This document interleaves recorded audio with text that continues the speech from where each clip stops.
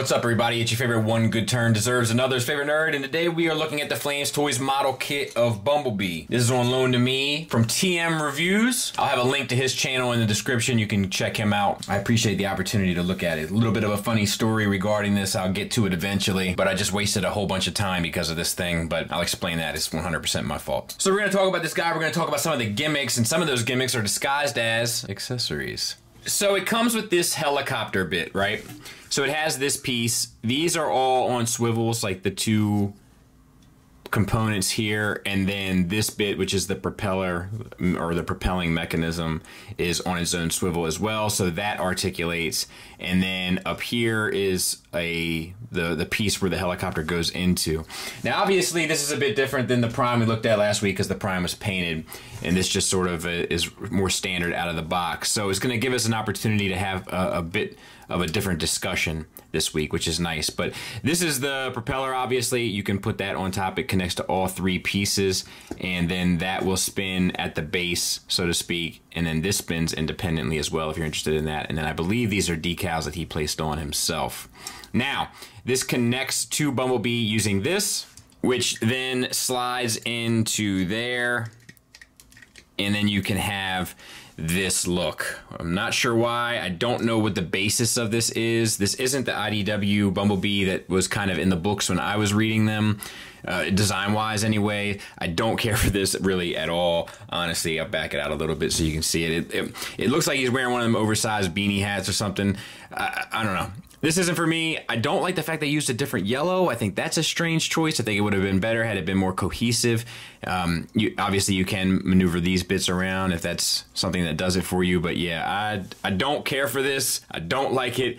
It's a subjective thing, but get it out of here. There's nothing about this that seems cool to me. Like, nothing. I wouldn't, if I didn't know any better, I wouldn't even think it was from the same set. And then he also comes with this battle axe, which is a bit much, but it's fine. Once again, it has decals applied to it. I don't think they're becoming of it. I'll be honest with you. If I were TM, I would just go ahead and get rid of those decals and instead replace them with some paint. Get a brush, Mac. These aren't cutting it. But that's just my opinion. Sculpt is nice enough. The problem with this is the hand option. So he comes with one open hand for his right hand and one closed hand for his left hand. Now, as you saw in the footage so far, he has currently the closed hand in the right hand and the open hand in the left hand, which is fine and cool. But what they did, sorry about that. What they did was they made it so you have to take this piece apart to put this piece on. And I'm not sure that I care for that. I think the best thing to do would have been to have completely swappable hands that you could just unplug and then plug back in. Obviously, this hand also holds the gun. You know, both hands will hold the axe or gun, so you can have it in either or. And I'll get this squared away because it's obviously giving me a hard time. Or do I have it? Oh, I got it. And then you can have this look if you so desire. Raise up. I don't think this is becoming of him either, but once again, it may be part of IDW that I'm not familiar with. When I was reading it, he certainly wasn't sort of on patrol with this, so it doesn't seem indicative of the character to me. It seems like an overall strange choice, but if you're into it, the good news is he does come with it. Now, on the other hand, this one's already firmly put in. I'm not going to mess with it, but you have this gun. Sculpt work is fine. It's not the best looking gun we've ever seen, is it? But it's not the worst either. Maybe it is. I don't know. But it's not a big enough deal to kind of really cause an eyesore. It's a gun. It's instantly recognizable as a gun. It's a little bit of a silly design, but I think ultimately it's fine. All right, now let's talk about the figure. So, one thing we want to stress before we get rock and rolling too much is, there's no paint on this fella that I know of anyway. I think it's all decal work, and it's a model kit, right? So it's not supposed to perform like a figure. It's supposed to perform like a model kit, which surprisingly performs fairly well as a figure. But let's get into it. So the head, I love the head sculpt. Now, sculpt is certainly not their weakness, right? But I love that head sculpt. I think it looks great. and then it has the metallic blue kind of eyes. That's a decal put on it. It is on a ball peg. It also has a secondary hinge at the neck plate, so you can get down, up, and a swivel, and it's a decent range, and it's toleranced well, and it feels sturdy. I will say this one feels like the pieces want to come apart a lot more than the Optimus does, which is kind of my complaint with the Bondi model kits. All right, there is some brilliant engineering here. I'll try not to miss anything. I can be a little rougher with this because it's not fully painted. So the shoulders, it looks like to me, it's just, okay, so it's a ball peg connected to a hinge. Now the hinge goes up and down, not in and out. So you lose a little bit of the butterfly from that, but you get the ball peg to kind of help with that. So you get a little bit forward, a little bit back. Up-wise, you kind of got to get out of the plate here. You can get it up, and then you can move the tire, which is on its own kind of hinge, and then move the shoulder out so you can pretty much get the 90 degrees, which is all, that works well. And it's nice that they included it because I don't think they would have had to. You know, I think that people would have been okay with it. They would have chalked it up to kind of cost of doing business with a model kit. You get a bicep swivel where it plugs in. You get a double hinged elbow with the full range. You get a wrist swivel. Same for the other side. Now, it's a ball peg from this abdomen piece into the chest. And then I'm guessing that's another ball peg down in there. Yeah, it has to be. From the abdomen into the waist. But it does have, I mean, I guess, okay, so you can extend it a bit on that gray piece, which is a hinge, to get some extra movement. So you can get forward to there, back to there, side to side, swivel. I don't feel like the upper one does a whole lot for it, but it's there. So the hip pieces, we got to have a larger conversation here in a second, which is why I keep getting distracted because I'm trying to hold it to the end of the figure review. The hip pieces, you get this one out of the way, you can get this one out of the way, and this goes up and down. You can get it up to there, and then this will also swivel where it connects to that gray piece in there. Using that, you can get the leg all the way out to the side, all the way forward, all the way back. Well, no, not all the way back, but a fair bit back. Plus a swivel where it connects. So once again, pretty much no issues, and this is a universal, so that's nice. All right, we have a double hinge knee with a decent run, and some nice sculpt work in the lower legs, like these little rivets and stuff. I dig that kind of stuff. We have it in the shoulders as well. It's worth mentioning. Then we have the ankles. So that is a hinge here that goes down into a ball peg at the foot. The ball peg gets you a ton of range, though, for a rocker. I mean, surprising amount of range.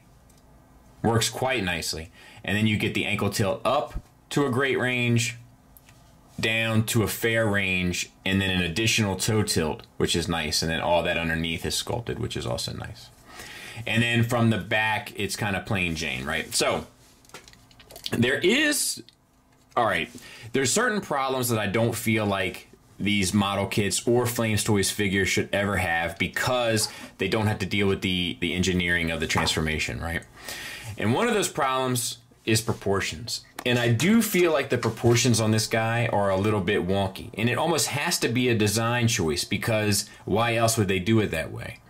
But I feel like the shoulder, I mean, and to be fair, I mean, the shoulders drop down and you can kind of push them up a little bit further and that helps, but I feel like the chest is too wide at the top and the chest is wide to kind of accommodate this piece, but like I feel like this piece kind of gets in the way of the action figure element. So all of that I find to be a little bit on the weaker side.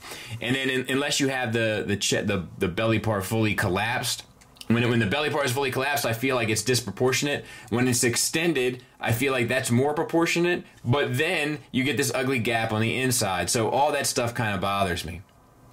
And then the feet are super big, but I'm okay with that. That kind of suits the character to me. But yeah, you know, plenty of nice stuff. Articulation-wise, build-wise, it performs better than a Bondi, in my opinion. I haven't really ever messed with a gun. Well, that's not true. I have one Gundam model kit, and I can tell you that this is better than the one that I have. In terms of the build quality, but I don't know. I know there's like different grades to the Gundam stuff, and I'm not really that into it. So I might have the grade F, and they're like, and then somebody would be like, dude, you never even had a grade A Gundam. I'm like, yep, you're 100% correct. But just speaking on the experience that I've had, I can't really say that this is of equal status. It's superior in that regard, but there is some kind of proportionate issues that I don't kind of get behind.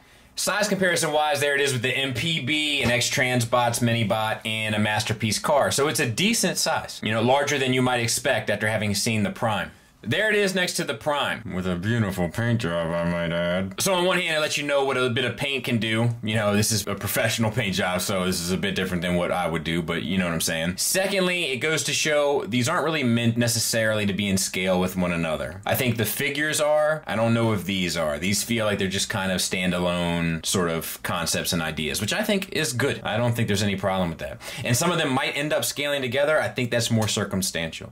And there he is with some 1/12 offerings, so kind of right in line with the Japanese 1/12 scale. All right, final thoughts. Let me get the negatives out of the way. I don't like the way they handled the hand swap out option. That's probably my biggest complaint. Secondly, I'm not sure how much of the accessories you'd be paying for, but ask yourself how many of them you'd be using. Unless you want that big dumb helicopter sitting on top of his head, how much money are you throwing away there? Obviously, that's subjective, but it happens to be my subjective view on it. I also don't like that the helicopter isn't the same shade of yellow. It's like a pale yellow, and I don't think it's as flattering. My last negative is the proportions. I think we've covered that well enough at this point. I hope you guys, look, you either have an understanding of my point of view on it or you don't. I don't think there's anything I can add at this point that would make it any more or less clear, but it's an issue for me. Now let's get into the positives. Great sculpt work, even to include the accessories, some of which I don't care for. The sculpt work is tremendous. There's no paint, so there's nothing to really be said there. It's a model kit. It shouldn't be held to that standard. The materials feel great. It's a nice, solid plastic, and the build is tremendous for a model kit. Right in line with the Prime, but being able to manipulate one without the full finished paint coats on it is even more interesting to me, just to see how it all kind of works and performs, and it performs well. Has a decent enough presence, and I think it's fairly priced. So if you're into the aesthetic of this, I can recommend it. It doesn't really do much for me. The proportions kind of throw it off for me, and then I don't care for all the extra kind of hubbub that comes with it, so it wouldn't be anything I'd ever be even remotely interested in, but that's a matter of personal taste, and if yours differ from mine, the good news is I can tell you it's built pretty well, and the materials feel good and performs more like an action figure than most model kits I've ever messed with. So thanks to TMReviews once again for letting me take a look at it, and thanks for listening, thanks for watching. Until next time, take care.